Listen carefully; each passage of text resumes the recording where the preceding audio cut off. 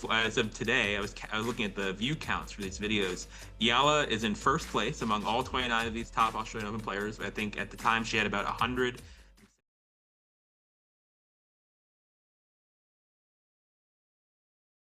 Alex Eala's insane gamble exposed. The Manila Mission and Abu Dhabi showdown that could make or break her career. Welcome back to Champions Tennisitics, your ultimate destination for the most explosive, unfiltered stories from the world of professional tennis.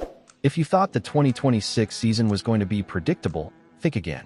We are barely 3 weeks into the new year, and the tennis world is already on fire. The Australian Open just wrapped up in Melbourne. The trophies have been handed out, the confetti has been swept away, but the real drama? That's just getting started. And at the center of this swirling vortex of ambition, pressure, and raw determination stands one name: Alexandra Eala. The 20-year-old Filipino sensation didn't just participate in the Australian Open. She turned Court 6 into a cultural phenomenon, sparked a media frenzy across Southeast Asia, and then dropped a series of declarations so bold, so audacious, that tennis analysts are still picking their jaws up off the floor. Then also Eala, who is clearly one of the biggest stars. And before, as of today, I was looking at the view counts for these videos. Eala is in first place among all 29 of these top Australian Open players. We're talking about a player who isn't content with being a feel-good story or a regional hero. She wants the throne. She wants the top 20. And she's willing to risk everything: her health, her ranking points, her sanity, to get there. But Eala's story doesn't exist in a vacuum. While she's plotting her assault on the rankings, a teenage revolution is unfolding right before our eyes. For the first time in 17 years, 5 teenagers have blasted their way into the third round of a Grand Slam simultaneously. We're witnessing the birth of a new generation, led by the fearless Iva Jovic, the prodigious Mira Andreeva, and a cast of hungry young stars who refuse to wait their turn. The old guard is being put on notice. The future isn't coming tomorrow. It arrived in Melbourne with a forehand winner down the line and a scream of defiance. So buckle up, tennis fanatics.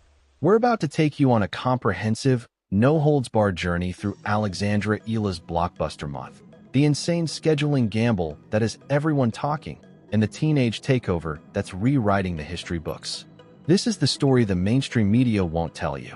This is Champions Tennisitics, and we're pulling back the curtain on everything. Let's set the scene.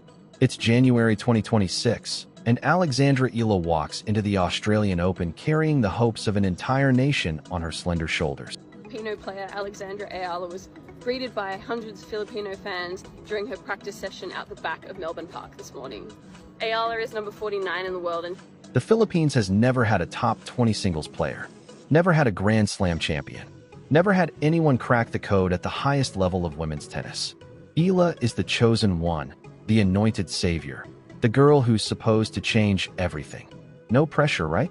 She's ranked number 49 in the world when she arrives in Melbourne. Eala is number 49 in the world, and she's really captivated the hearts and minds of the Filipino community here in Career high territory. The kind of ranking that gets you noticed, but doesn't guarantee you anything. She's on the bubble. Too good for the developmental tours. Not quite established enough to waltz into the main draws of the biggest events without sweating through qualifying rounds. It's tennis purgatory, and breaking out requires something special. A signature win, a deep run at a major tournament, a statement that cannot be ignored. The draw comes out and Eala finds herself matched against Alicia Parks, the big serving American who can blow opponents off the court when her first serve is clicking. On paper, it's a winnable match. Parks is dangerous but inconsistent. This is exactly the kind of match Eala needs to win if she's serious about that top 20 goal. But what nobody predicted was what would happen before the first ball was even struck. They scheduled the match on Court 6, one of the smaller show courts at Melbourne Park. The tournament organizers thought they had it figured out. They didn't. They severely, catastrophically underestimated the Eala effect. Hours before the match was scheduled to begin, something unusual started happening. The queues started forming. Not the polite, orderly queues you see at Wimbledon. These were long, snaking lines of humanity, stretching past the food courts, wrapping around the merchandise stands, clogging the pathways between courts. Filipino flags appeared by the hundreds. People were wearing them as capes, waving them like weapons, turning the precinct around Court 6 into a sea of red, white, blue, and yellow. The energy was electric, almost aggressive in its intensity. Tournament officials started getting nervous. They tried to manage the flow, but it was like trying to hold back the ocean with a bucket.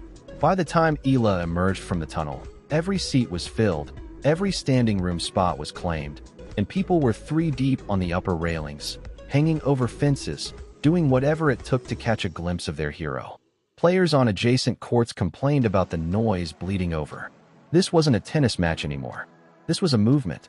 And then the match itself began, and it was absolutely everything the crowd could have hoped for. Alicia Parks came out firing, unleashing those trademark bombs from the baseline, trying to end points before they started. But Eala, giving up considerable height and power, refused to be intimidated. She dug in. She fought.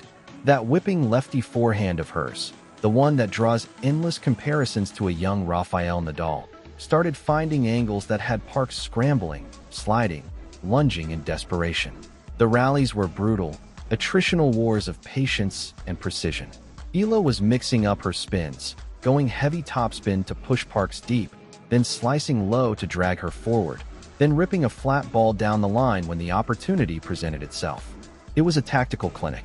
Parks took the first set, but it was closer than the scoreline suggested. Eala wasn't going away. Eala walked onto those Miami courts and proceeded to dismantle careers with the calm, methodical efficiency of someone who had been planning this all along. She dispatched Jelena Ostapenko, a Grand Slam champion, with one of the most explosive forehands in the game, as if she were hitting warm-up balls.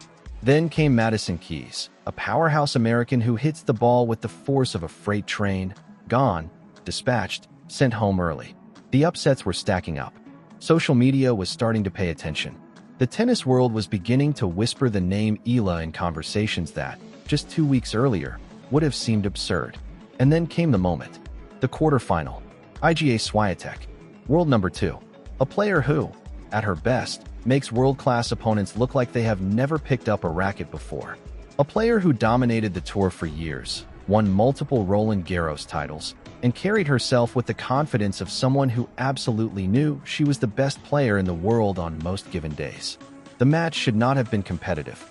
If you asked any tennis analyst before it started, they would have told you Eala would get a valuable experience, learn a lot, and probably lose in straight sets. The script was written. The outcome was predetermined. Nobody told Eala. What unfolded over the next 90-plus minutes was the kind of tennis that makes you grab the person sitting next to you by the arm and shake them, because you cannot contain the electricity running through your body. Eala played the match of her life. She was aggressive from the very first point. She attacked Swiatek's second serve, something players ranked 50 places above Eala struggled to do consistently. She moved like she had springs in her feet, tracking down balls that should have been winners, turning defense into offense in the blink of an eye. She matched Swiatek's intensity point for point, game for game. And when the final ball landed in the net off Swiatek's racket and the umpire called the match, the scoreline read 6-2, 7-5 in favor of Alexandria Eala. The stadium erupted. The internet went nuclear. The Philippines collectively lost its mind in the most beautiful way imaginable. With that single victory, Alex Eala did not just win a tennis match. She broke a 104-year-old barrier and became the first Filipina in history to crack the WTA Top 100. 100 million Filipinos finally had a tennis superstar to call their own. She became the proof of concept that every young girl across Southeast Asia had been waiting for, that you can come from outside the traditional tennis corridors of power. You can come from a nation that the sport has historically overlooked, and you can not just compete with the best players in the world, you can beat them. On the biggest stages, when it matters most. The rest of the 2025 season confirmed that Miami was not a fluke, not a one-week wonder, not a story that would evaporate under the pressure of sustained excellence required on the WTA Tour. Eala kept winning. She claimed her first WTA 125 title in Guadalajara, battling through a tough draw with the kind of clutch performances that mark players destined for greatness. She ground through the European clay court swing, learning and adapting on the surface that swallows young players whole. She arrived at the US Open and etched her name into the history books yet again, becoming the first player representing the Philippines to win a Grand Slam singles match in the Open era. By the time the 2025 season drew to a close, Eala had bulldozed through the rankings to land inside the top 50, won the Philippine Sports Writers Association's Female Athlete of the Year award for the second consecutive time, and established herself as one of the most compelling young forces in the sport. But here is the thing about truly exceptional athletes. They do not rest on their greatest hits. They do not frame the newspaper clippings and spend the off-season admiring them. They get back to work. And that is exactly what Alex Eala did. Because if 2025 was her introduction to the world, 2026 has been her announcement that the introduction was just the opening act. The 2026 season has been a continuation of everything that made 2025 so breathtaking. Only now Eala is doing it with the added weight of expectation, the added scrutiny of being a known quantity, and the added pressure of defending the points and the reputation she worked so hard to build. And she has handled every single bit of it with the composure of someone twice her age and with 10 times the experience.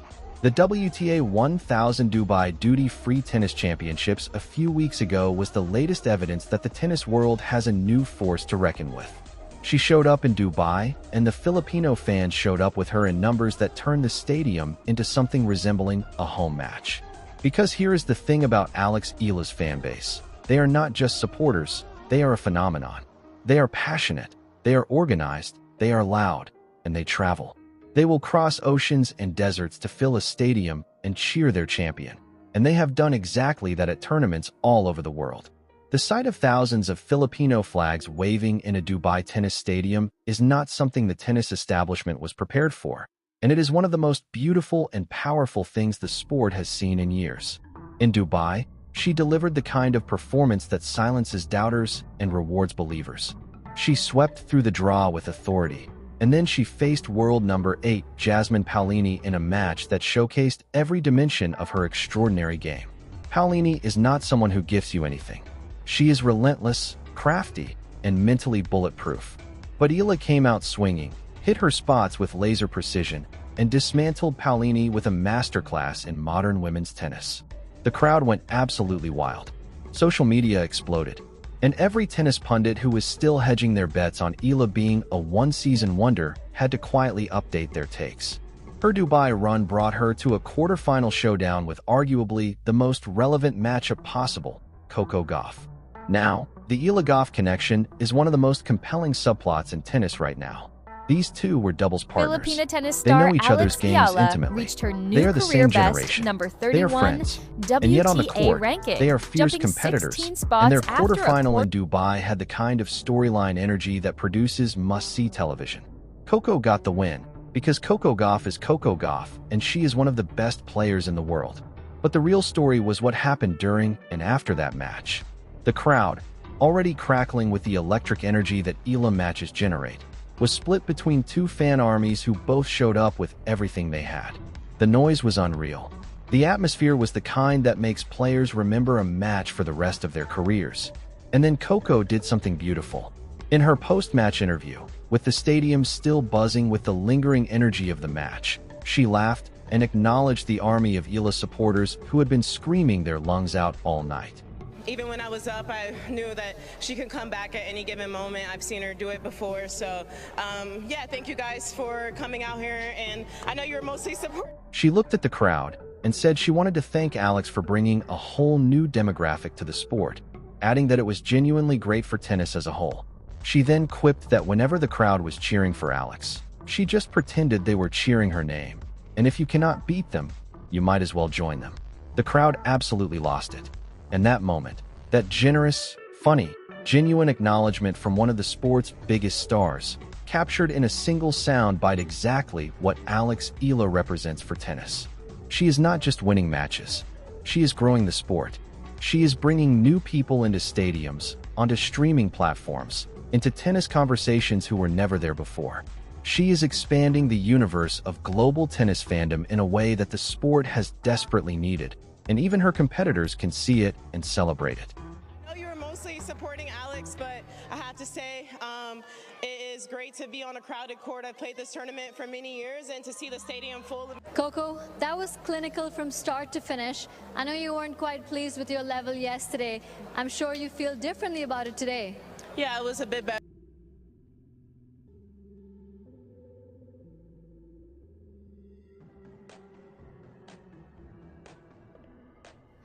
Alex, after a terrific year last year, how does it feel to be making your main draw debut at Melbourne? It feels great. I'm super excited. You know,